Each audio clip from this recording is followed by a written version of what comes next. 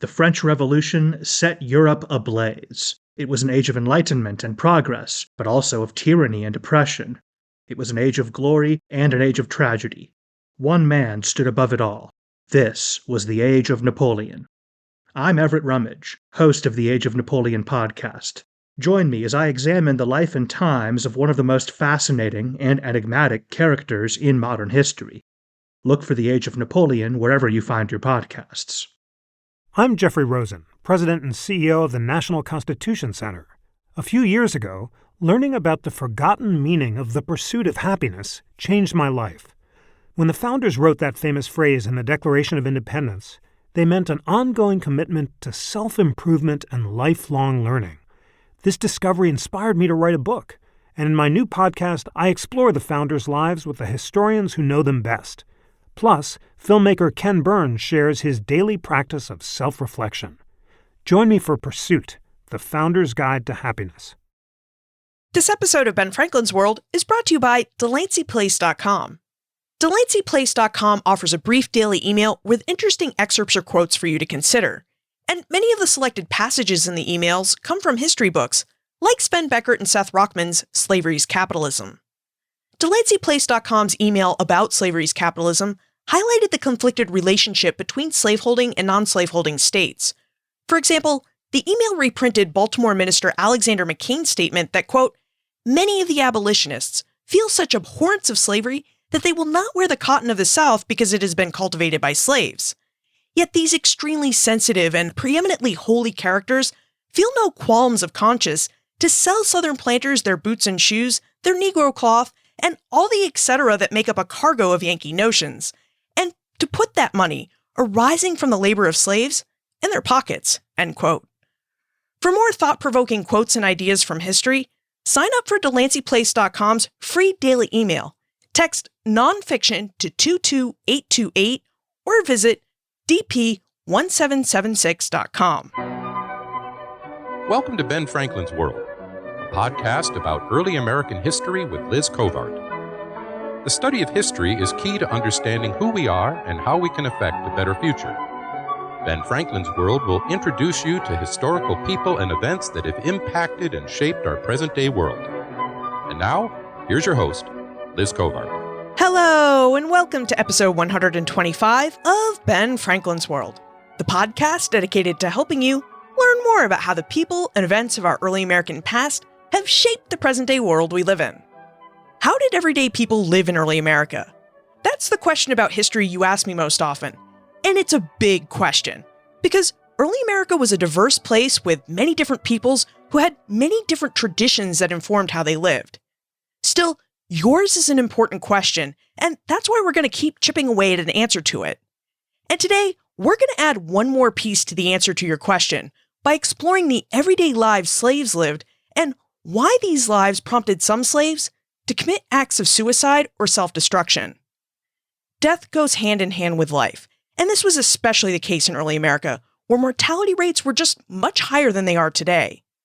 So, during our exploration, Terry Snyder, the author of The Power to Die, Slavery and Suicide in British North America, reveals why we need to study and understand death and suicide in early America, how 18th century Europeans, Euro-Americans, and Africans understood and viewed suicide, and what the historical record reveals about why some slaves committed acts of self-destruction, and how some anti-slavery reformers used slaves' acts to further their cause.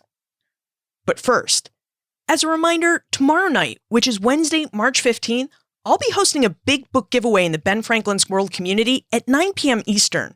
If you'd like to participate, be sure you're a member of our Facebook group. It's free and easy to join. All you need to do is text BFWorld to 33444 or visit benfranklinsworld.com and click on the orange Join Now button on the homepage. And if you're listening to this episode after March 15, you should still join the group.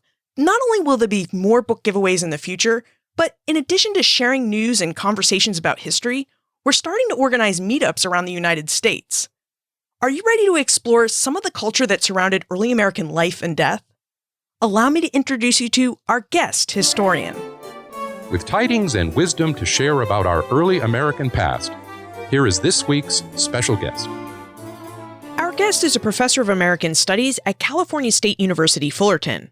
Her research focuses on the intersections of law, gender, and race in early America, and she's the author of 2 books, Brabbling Women, Disorderly Speech in the Law in Early Virginia, and, most recently, The Power to Die, Slavery and Suicide in British North America. Welcome to Ben Franklin's World, Terry Snyder. Thank you. Thanks for having me, Liz. Terry, we know from speaking with other historians who study slavery that slavery is a difficult topic to research and discuss. But you haven't just studied the history of slavery in early America. You've studied the role suicide or self-destruction played in the history of slavery. Would you tell us how you came to this topic? Sure. It was not a straight path. I actually came to this topic while I was doing research for my first book on women in early Virginia. So I was reading lots of county court records, and I came across references to suicide. These weren't references to suicides by slaves. These were random coroner's reports that mostly concerned the suicides of indentured servants. So very young, I would say under the age of 20, mostly men, but a few women who came to Virginia as bonded laborers killed themselves. It's hard to say how many or how frequently, but I did find a cluster in the county, York County, that I studied. And the word I always use to describe what happened is that they kind of haunted me. So they really didn't play a role in the book at all, but I sort of set them aside, and when I would have free time, I would try to figure out who these people were. Where did they come from? What were their histories? And like so many early Americans, I ran into a dead end. But their stories kind of stayed with me. And so I began collecting any references to suicide that I came upon. And as I moved from the 17th into the 18th century, there were increasing numbers of references to suicide by enslaved people. And those were the deaths that very much intrigued me. I think initially I thought, okay, I'll do a book that studies suicide in colonial British North America. It was really then the suicides of slaves that I saw had this very deep cultural and political meaning that I wanted to trace. Why should we study suicide? I mean, why do you think it's important for us to try to better understand the role that suicide played in both slavery and in early American life? Well, as a category of death, suicide is universal throughout human history. And it's also been a universally problematic kind of death. Suicide in many countries was punished in very specific ways. I can talk about that a little bit more later. But for Christian countries, it was a sin. It was also a felony against the crown. And it carried significant ramifications within early modern communities. So death, I think, is something that historians have always paid attention to. For your early American audience, David Stannard's Puritan Ways of Death is a classic. But suicide as a particular category of death has been something that European historians have given more attention to. But in the last 10 years, early Americanists have come to the topic as well. And what does the study of death, particularly the history of suicide, reveal about death and the histories of slavery in North America? Well, first of all, that deliberately or not, suicide by slaves pointed out the contradictions of slavery in North America. So here you have this act undertaken by a person who is legally and culturally defined as property. But yet this is an anguished act of personhood, right? So it encapsulates that contradiction of slavery in very visceral and human terms. And I think that is important to the history of slavery and the history of the United States. As you just mentioned, suicide or self-destruction was an act that demonstrated personhood.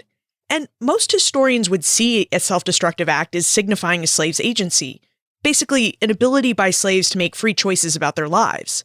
But in The Power to Die, you warn that we really need to avoid the trap of exploring and explaining slave suicide in terms of agency and resistance. Would you tell us more about why we need to avoid viewing slave suicide as a free choice? You've heard the phrase, people are agents of their own destiny, that somehow agency is classically defined as a means of exerting power, right? The capacity that a person might have to act in any given environment. And so when you talk about agency in the context of slavery, it seems to me that you have to acknowledge that agency has its limits, right? An enslaved person is faced with a choice. There are limits on what that enslaved person can do. There are limits on how they can act in any given situation. Their lives are conditioned by slavery. So that's one of the cautions I would suggest, is that agency implies a self-determination that it's sort of wrong to assume that slaves possessed. And also, it seems to me that the idea of agency being a means for enslaved people to preserve their humanity ought to be the end of historical inquiry rather than the beginning.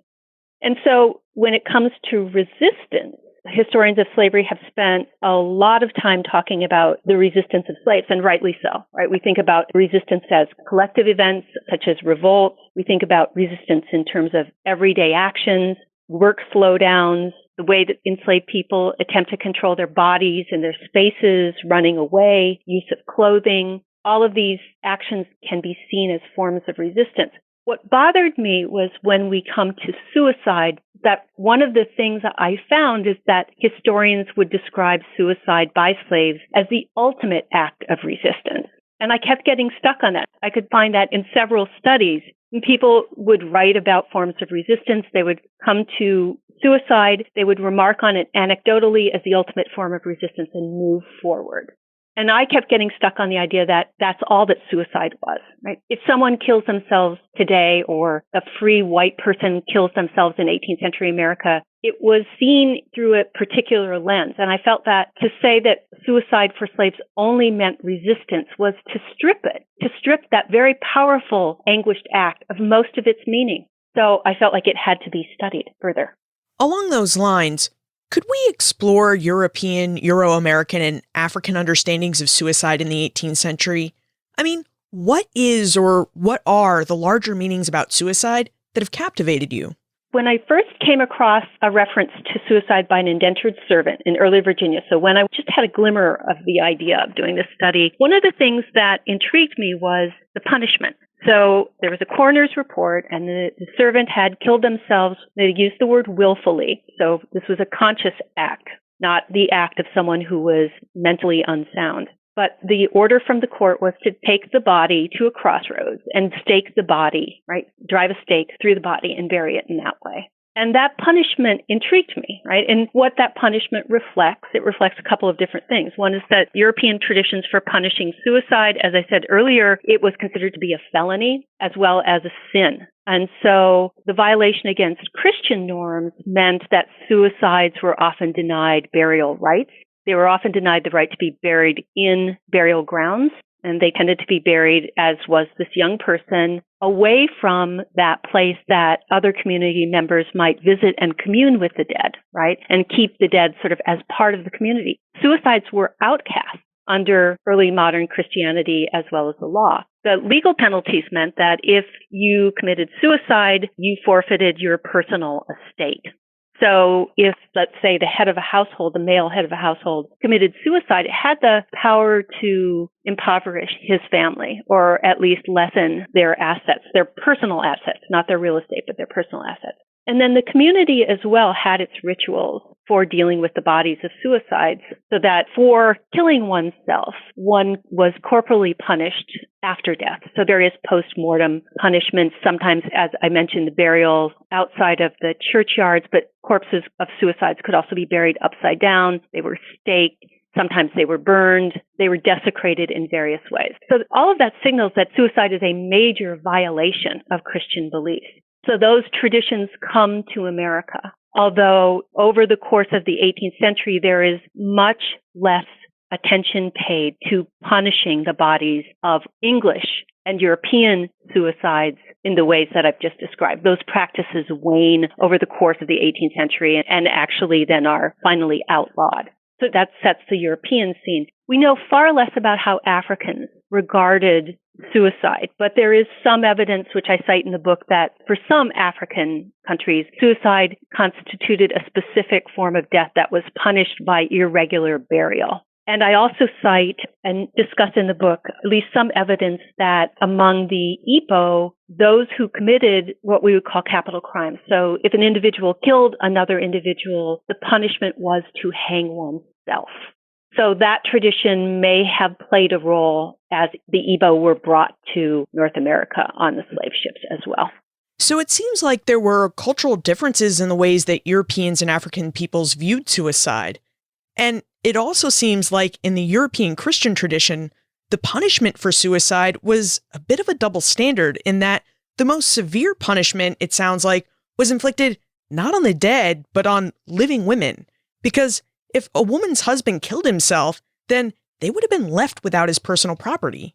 Right. Again, if a male head of household killed himself, it was going to have an impoverishing effect on his family. If a woman killed herself, that effect wouldn't apply, right? Because unless she had made arrangements for a separate estate, her husband would be in control of the real estate and the personal property as well. So there wouldn't be that kind of economic effect on the family. So there is a gendering of the effects of suicide, definitely.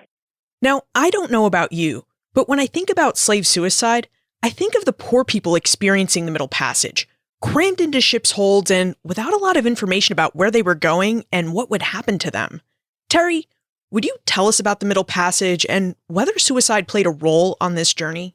One begins to see acts of suicide by enslaved people, I think, as soon as Europeans are loading the slaves onto ships on the African coast.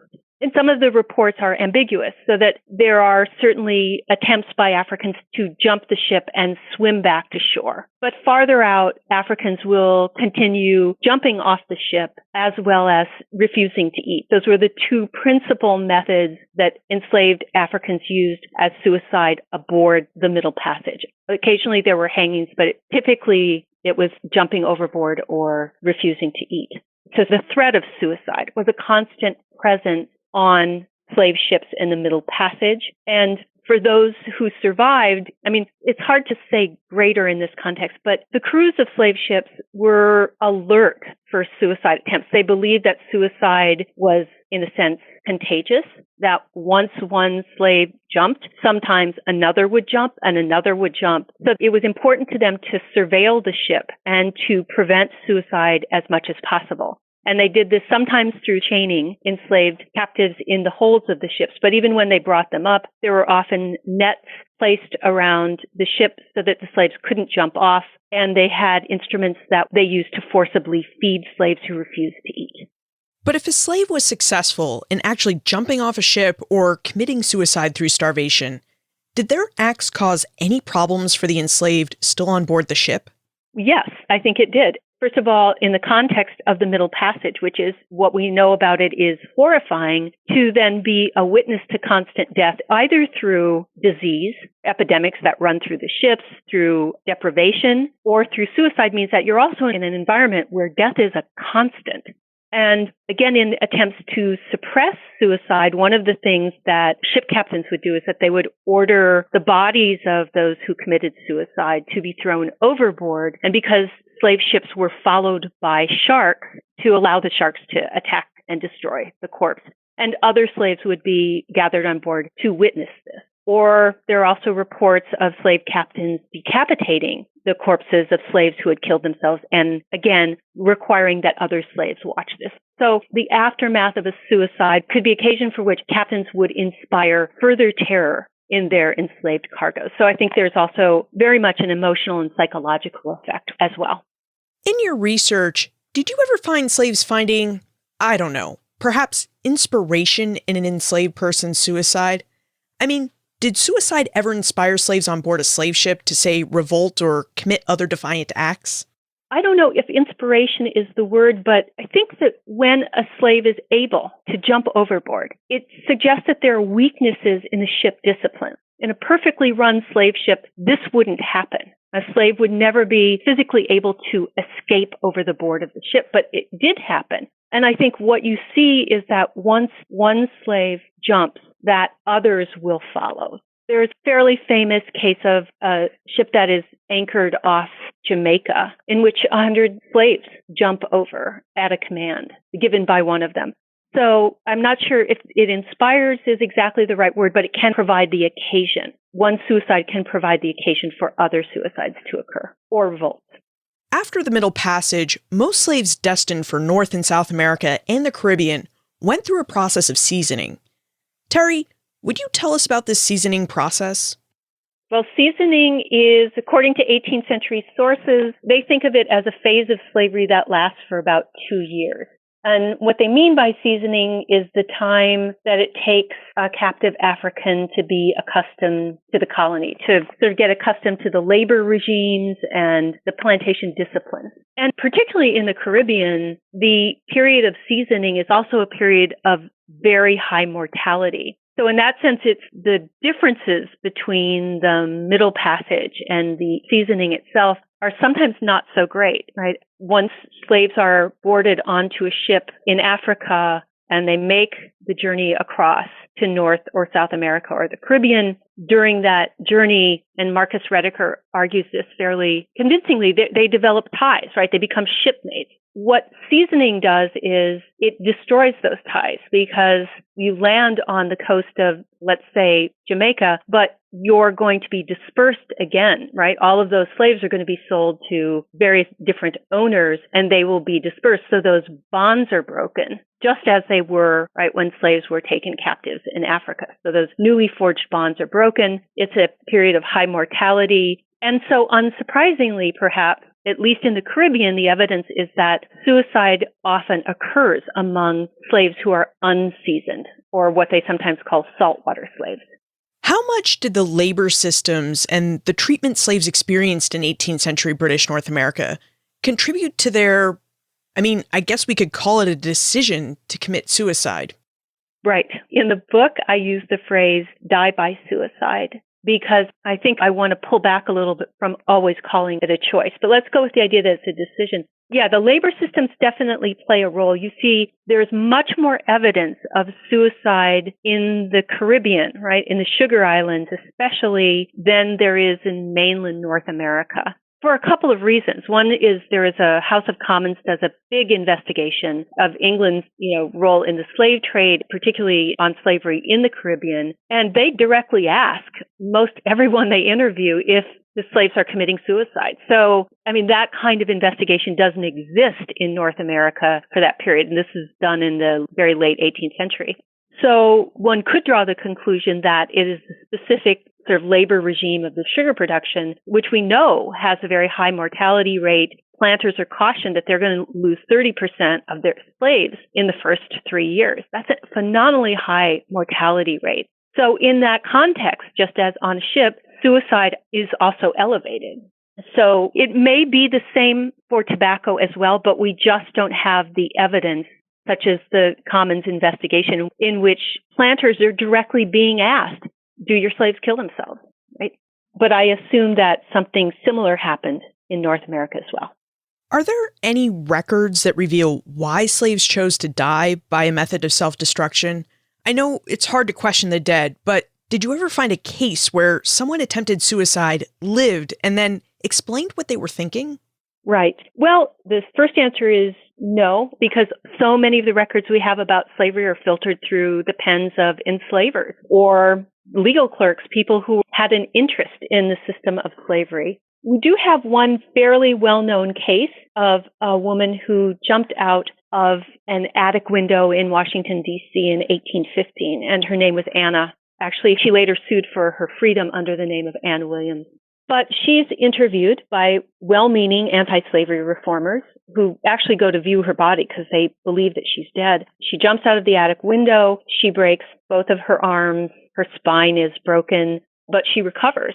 And she's interviewed and she tells them that she sort of gives them a capsule autobiography in which she says that she was sold unexpectedly. She had been sold before in her life, but her first sale was to her husband's owner on a Maryland plantation. And then he died and she was transferred to his son, and the son sold her without giving her any warning. And the slave trader took her and two of her daughters away from the plantation on which she labored with her husband without letting her say anything to him. She was trafficked like many slaves in this period. She was trafficked through Washington, D.C. She was housed in a tavern in Washington, D.C. And actually, she was in the tavern with some kidnapped free blacks as well. The trader was just assembling a coffle, right? And she talks about the fact that she panicked. She did not want to go. She did not want to leave her husband. And she uses the word distracted, which in the early 19th century is a code for mental distress.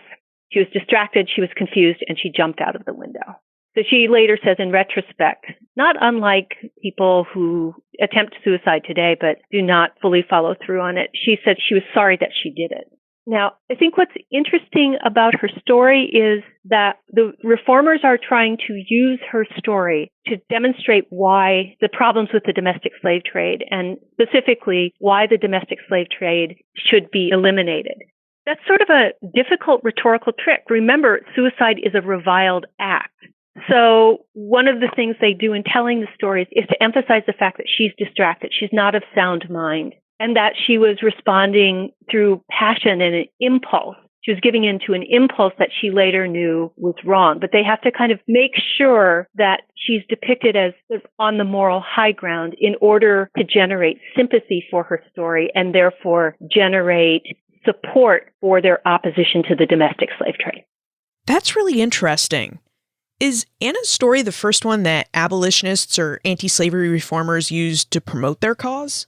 No, there are earlier examples. The best known and widely circulated account of slave suicide comes at the period of the Revolution, and it's an interesting case. It begins with a news item that's printed in the London papers, but also then makes its way to the colonial papers in 1773, and it's the account of an unnamed enslaved man who had accompanied his master to London and while in London escaped from his master and was about to be baptized, which is, could be seen as an avenue out of slavery, was about to marry a white woman, a fellow servant, when he was recaptured by his master's agents and taken back to the ship. And he was going to be shipped to the West Indies. And according to the news item, he shot himself in the hold of the ship.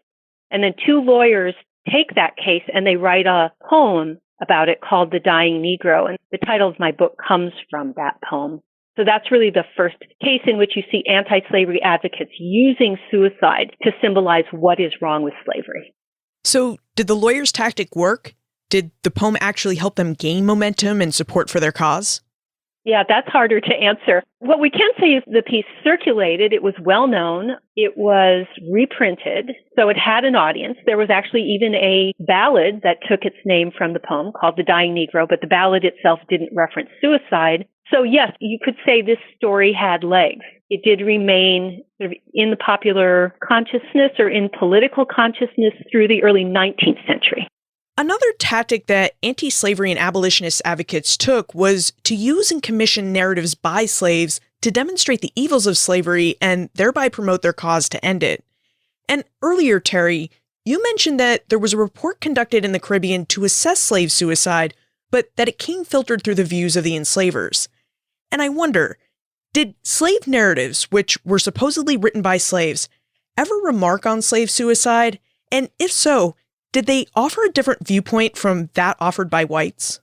Absolutely. So when we think of slave narratives, there are different forms. Literary scholars who write about slave narratives write about sort of the autobiographical forms, the biographical forms, the fictionalized forms of slave narratives. The majority of these are published after 1830. But even those that emerge in the 18th century reference suicide. I think David Silkenat was the first person to point out that there doesn't seem to be a slave narrative that doesn't talk about suicide. But at any rate, the way that I read these is that obviously the frame of the slave narrative means that you have an individual, Charles Ball, Harriet Jacobs, for instance, who, they're the centers of the story. They're on an epic journey. And they're really witnesses to slavery, and they're survivors of slavery. But one of the things they witness in their accounts is the suicide of other slaves. Sometimes it's just a very brief mention, as though Jacobs writes about a woman who had been beaten and rushed past her and just jumped into the river. Ball talks about a newly imported African that he encounters who was a sort of a repeat truant and eventually also a suicide. So they witness the suicides of others, and they also discuss their own suicidal thoughts. They do this in very gendered ways. Harriet Jacobs writes about the fact that she got sick on one occasion and she wished that she would never be made well again. She wished to die. So women tend to express this passively, not always, but that is definitely a pattern, whereas Charles Ball openly says, at this point, if I had had a rope, I would have hung myself.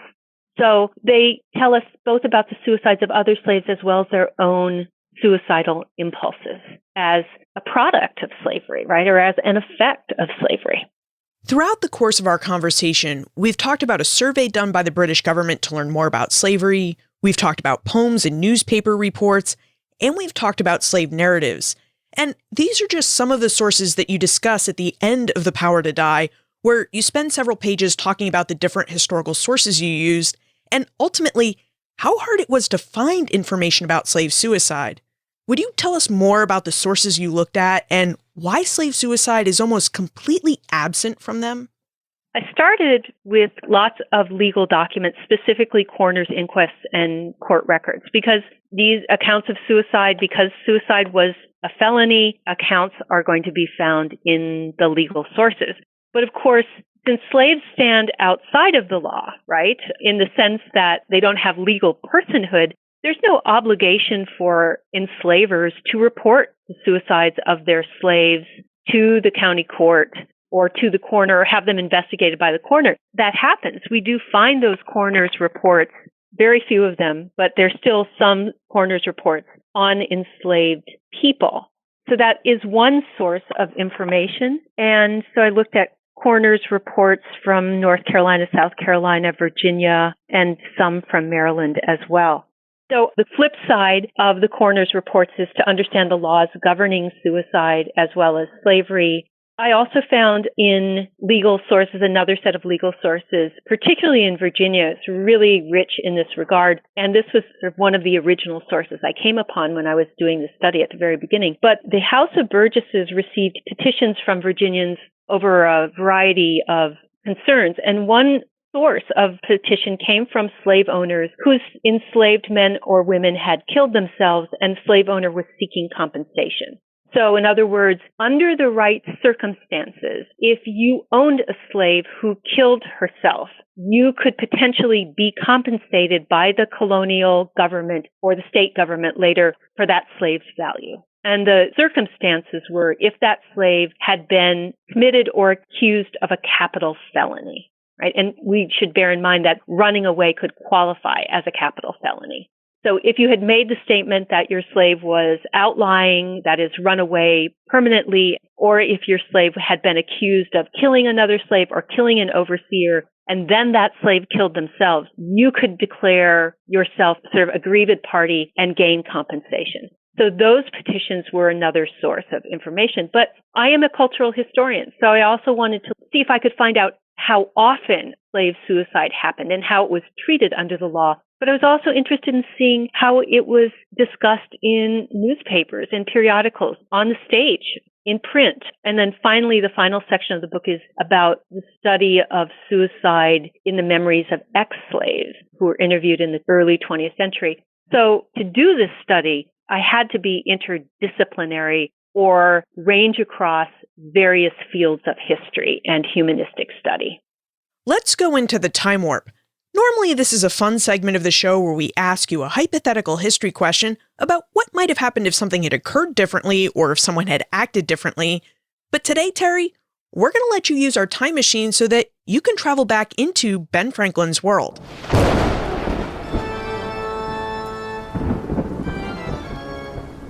The time warp. Historians can't predict the future, but they can speculate about what might have been.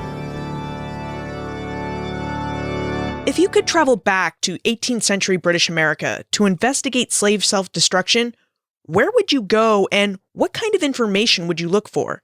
And how would the new information that you find or hope to find deepen our understanding of the history of slavery in British North America? Well, where would I go? I would go to South Carolina. I would go to Jamaica. And I would also go, I think, to Maryland. I'd want to go several places. To me, the question is, what would I look for? I would talk to enslaved people. I think until we get to the 19th century and the slave narratives you mentioned earlier, it's their voices that are absent from the study. It's their beliefs about slave suicide that I can get at sometimes, but not as often, I think, as I would like, or probably other historians would like. What did they think about it? How did they regard it? How did they explain it to one another? Those would be some of the questions that I would ask. That would be the information I would look for. Now that you've investigated and told the story about the people who kind of haunted you in the historical record, what are you researching and writing about now? I am working on a biography of a family that had its beginnings, or at least for me, where I chart their beginnings in 1703 on the eastern shore of Virginia when a free woman of color marries an enslaved man.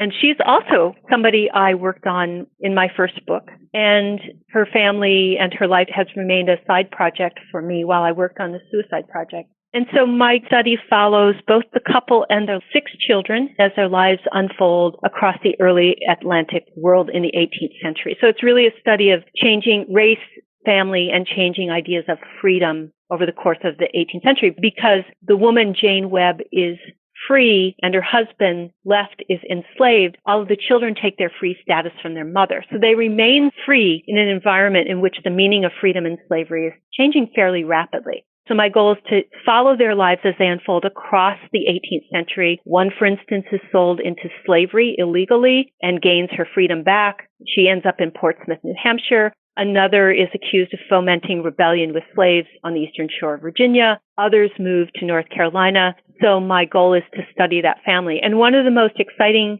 aspects of this project is that I have been contacted from some of the living descendants today. So I hope to incorporate their sense of their family history into this project as well.